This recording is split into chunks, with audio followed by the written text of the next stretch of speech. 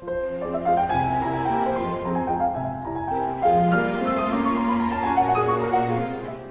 this is Brian from mathmojo.com/Kenken, and we're back with lesson 16 on this difficult 9x9 Kenken with no operation signs.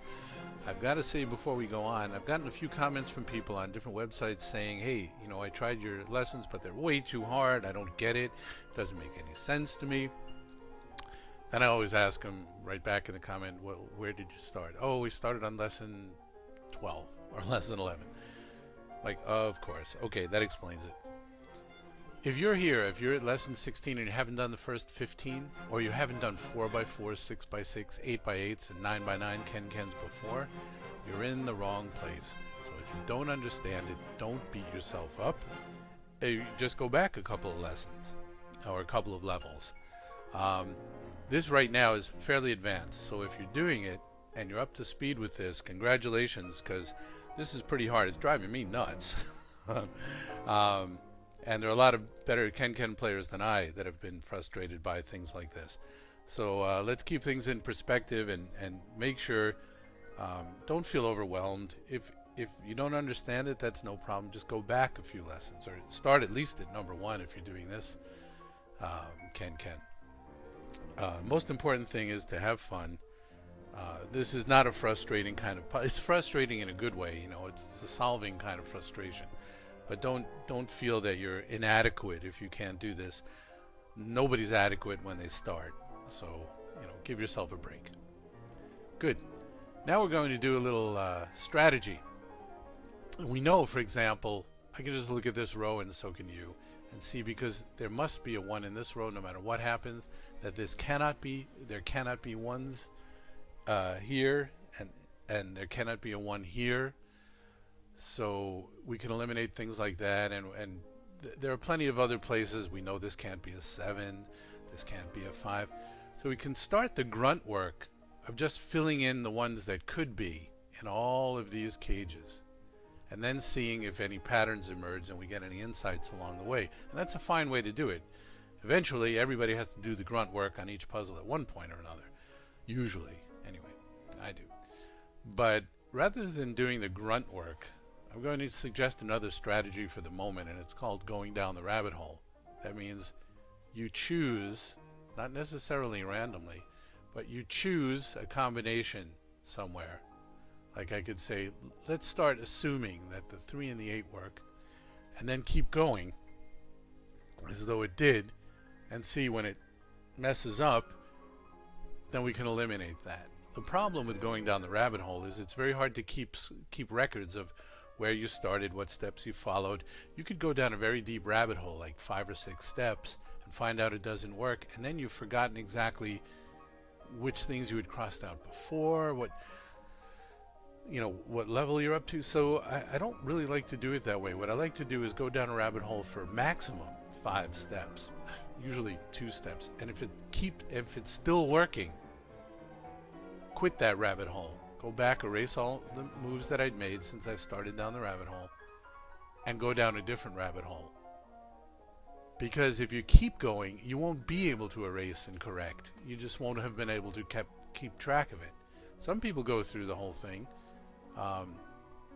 and everybody's got a different strategy. Some people make a photocopy of or a scan what they're doing, and then go back, then do the rabbit hole on a different sheet, on a copy, and if it doesn't work, go back to the original copy. Or you could do it all in pen, fill in everything in pen up to your point, and then do it all in pencil after that, and when you lose to where you were with the rabbit hole, just erase the pencil. What I like to do is pretty much everything in pencil, and then just lightly cross out the things I'm eliminating when I go down the rabbit hole, and then erase those crossouts later if it didn't work. One of the reasons for doing this is if you go down the rabbit hole very, very far, you're just pretty much guessing and hoping it's right, and if it's right, good. If it's not right, you'll go back and correct things. You're not really learning that much as you do it. It might be a good relaxing way to do it. Some people prefer it, but I prefer something that I can learn from. And what I'm going to do is pick a combination that I think will not work. And I think the 3-1 combination here will not work, because as soon as I find out that it doesn't work, the sooner I find that out, the sooner I can eliminate that. Let's see what I mean. Okay. If I'm assuming the 3 works, then I'm assuming the 3, the 2, the 1, and the 2, and this 4 don't work. So these 3 would work. So I just lightly crossing them out in pencil, the ones I think won't work.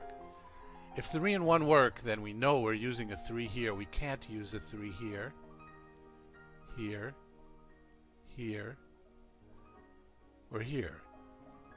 Now if we can't use a 3 in them, we have to do the ecology check. What would that affect?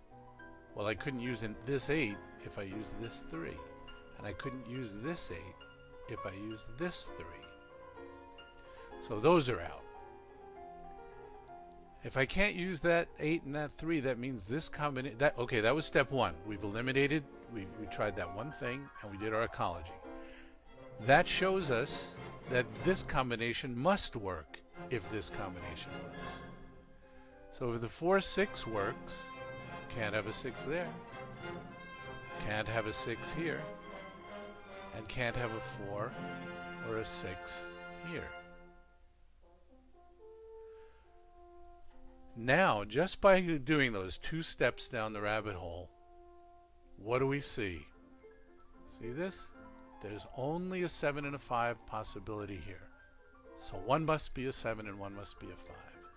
And there's only a 7 and a 5 possibility here. So 1 must be a 7 and 1 must be a 5. Okay, by the way, I forgot to cross out this 1 down here when we did our ecology check. So that means the 7 and the 5 are out. Well, if the 7 and the 5 are out, when we do our ecology, after step 2, we get rid of the 7 and 5. What do we find? The only possibility is an 8 here and an 8 here. And as we know, if we put an 8 here, we can't have an 8 here. And if we put an 8 here, we cannot have an 8 here. So what do we know? We know this 3 and 1 possibility cannot work. We also know this 3 and 1 possibility is the only possibility for this 3 to be of any use here. If I use this 3 here, I must use this 1 here. And if I can't use them both, I cannot use the 3. I won't cross out, I won't get rid, that means this 3 is not a possibility here at all. 1 is still a possibility in this cage because I can combine it with the 2.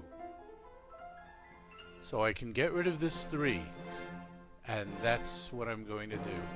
I'm going to get rid of the 3,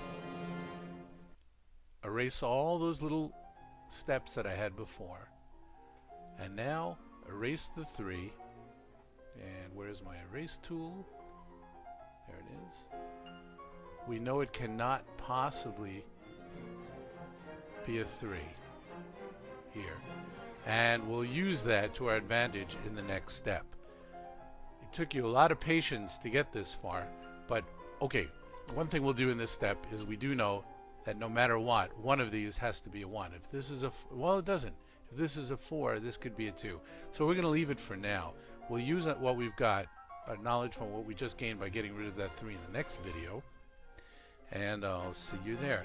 You were very patient for this one. Thanks a lot. We talked a lot. We only got rid of one little thing, but we'll use that soon. Okay, there's more to be gotten in the next one.